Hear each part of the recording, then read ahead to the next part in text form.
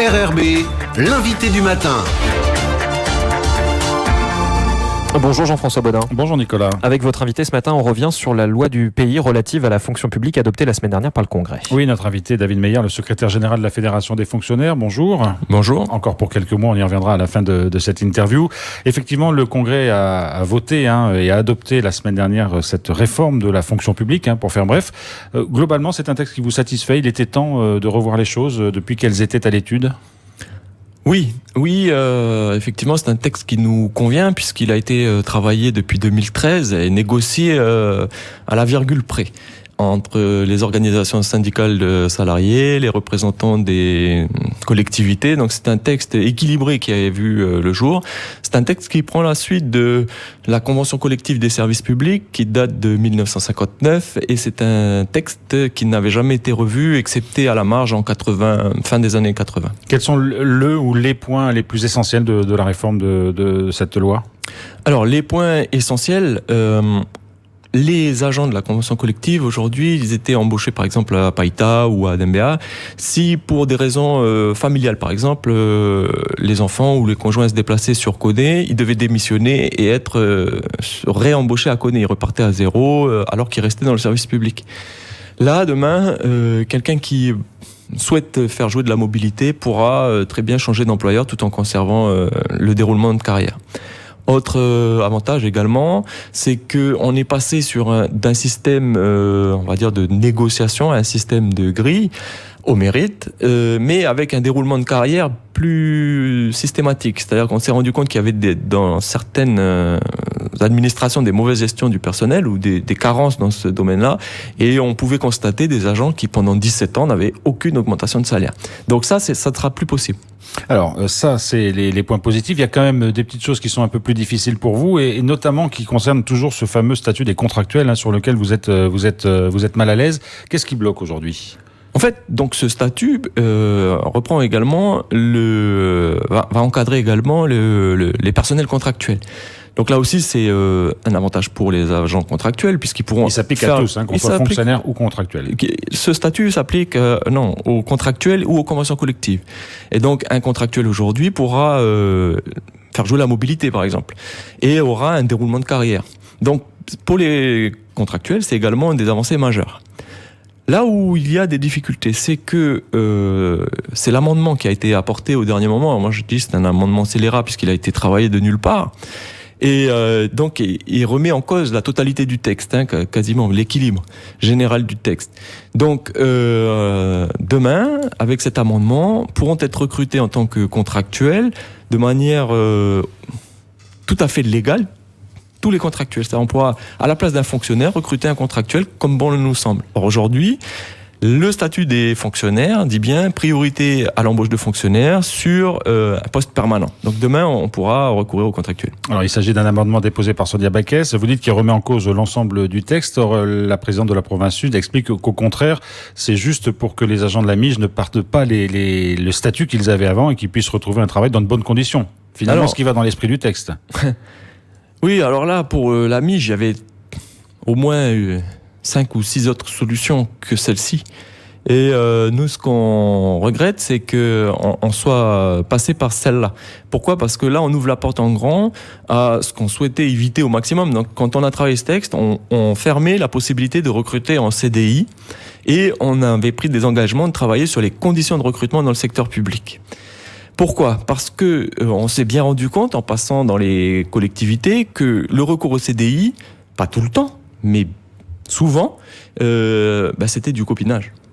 Voilà, dans toutes les administrations ? Dans toutes les administrations, il y en a qui jouent plus ou moins le jeu. Et dans toutes les collectivités ? Il y en a qui jouent plus ou moins le jeu. Mais oui, le CDI permet de recruter comme bon vous semble. Donc vous pouvez très bien recruter quelqu'un du même parti politique, quelqu'un de votre famille, tout ça échappe totalement aux règles de gestion de la fonction publique. Donc nous voulions remettre un cadre à ça et permettre justement vraiment une garantie de transparence sur le recrutement et de qualité du service public. C'est ça notre objectif. Alors, il y a des abus, vous l'avez dit, il y a aussi ceux qui jouent le jeu et qui disent on a recours à ce dispositif quand on ne trouve pas de fonctionnaires pour un certain nombre de postes. Donc, est-ce qu'il faut pénaliser ceux qui jouent le jeu pour encadrer ceux qui ne jouent pas le jeu d'une certaine façon ?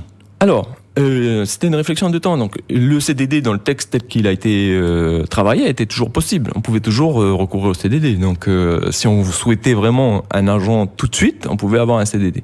Nous, ce qui nous dérangeait, c'est d'ouvrir la porte au CDI dans le secteur public. Donc, CDI, c'est à durée indéterminée. On peut rester 20 ans.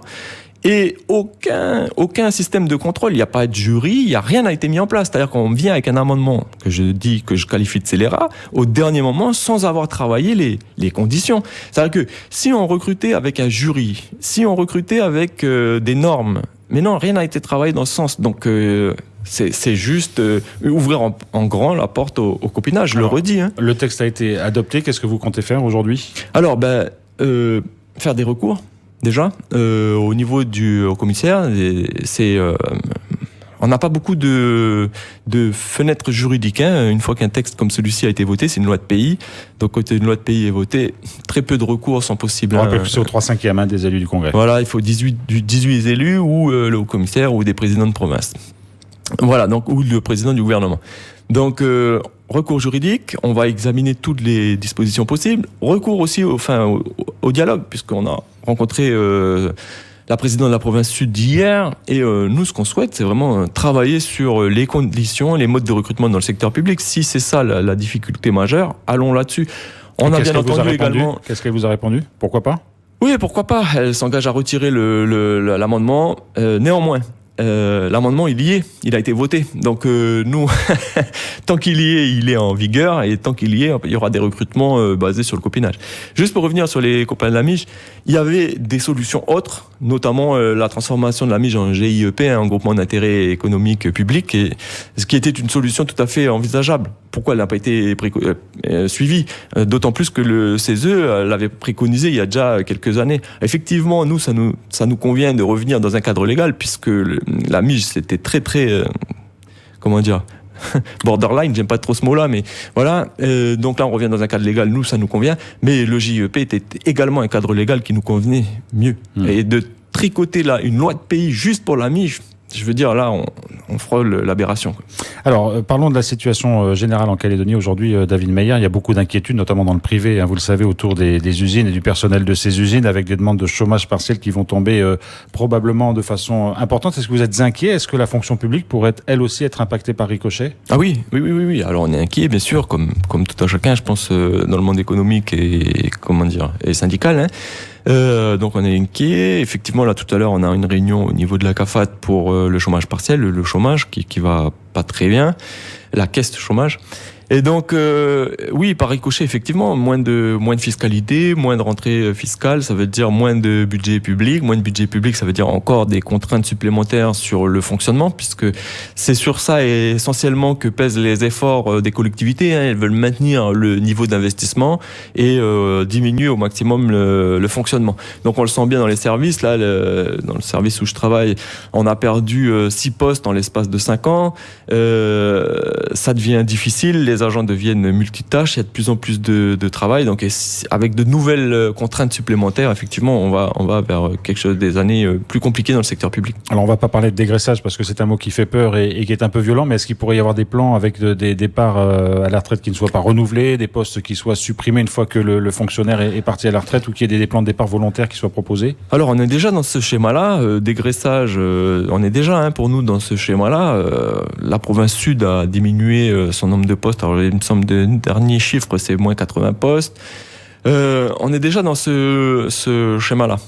Donc nous, pour parer à tout ça, on veille à ce que les nouvelles charges attribuées aux agents restent supportables. Et on demande également que si ce n'est plus le cas, que les élus assument ces choix. C'est-à-dire qu'il y aura nécessairement une baisse de la qualité du service public. Et que les élus le disent. Parce que quand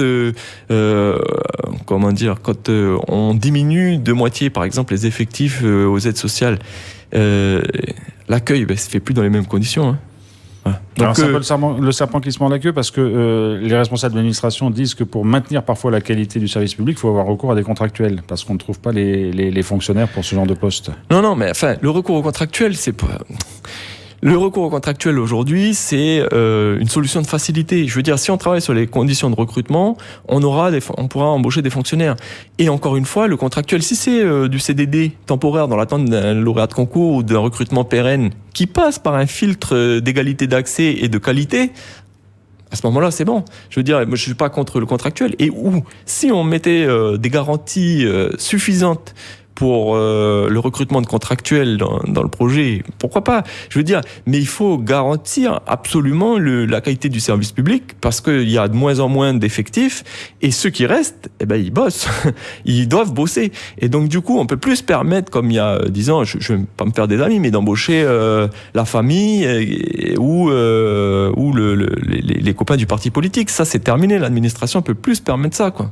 Et donc, il nous faut ces garanties de recrutement. Et là, dans cet amendement que je requalifie de scélérat, oui, vous il y a l'avez dit rien. 3 fois. Ouais, non, mais pour moi, ça y est, la vague scélérate, c'est celle qui fait chavirer le bateau, tu la vois pas venir. Donc, et c'est ce qui se passe, quoi. Je veux dire, là, non, parce que derrière le bateau, c'est quoi? C'est aussi la CLR, la Caisse locale de retraite. Si on recrute des fonctionnaires de manière massive, ce qui est déjà le cas, hein, parce qu'on a plus d'agents contractuels dans les services publics, il y en a 13 000 contre 10 000 fonctionnaires. Donc, quand vous allez à un guichet, vous avez plus de chances d'avoir en face de vous un agent contractuel. Donc, 10 000 fonctionnaires. On n'arrête pas de diminuer ce nombre. Il diminue. Comment on va payer nos retraites, nous? On pourra travailler jusqu'à 110 ans, j'aurais peut-être pas de retraite, moi. Hein. Donc, voilà, tout ça, c'est des équilibres. Moi, ce que je regrette, c'est que les équilibres avaient été trouvés en négociation et qu'au dernier moment, on passe un amendement qui déstabilise totalement le texte et qui a des répercussions également sur la CLR. Donc, c'est vraiment pas une bonne chose. David Meyer, vous avez été réélu secrétaire général de la Fédération des fonctionnaires il y a quelques mois. Vous aviez annoncé que c'était pour la dernière fois. Où est-ce que vous en êtes? Vous annoncez une transition pour désigner votre successeur. Est-ce que les choses sont enclenchées comme il faut? Et quand est-ce que vous désignerez votre successeur officiellement? Même si tout le monde sait à peu près qui c'est aujourd'hui. Oui, lors de ma réélection, j'avais dit, c'était mon dernier mandat.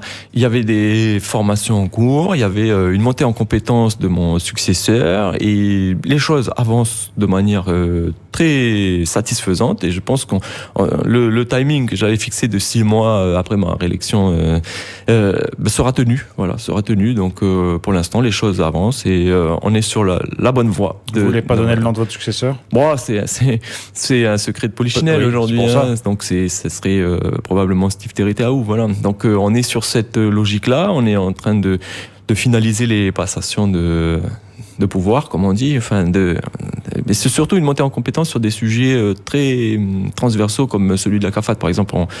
Ça s'apprend tout ça. Merci beaucoup, David Meyer, d'avoir été avec nous ce matin. Merci à vous.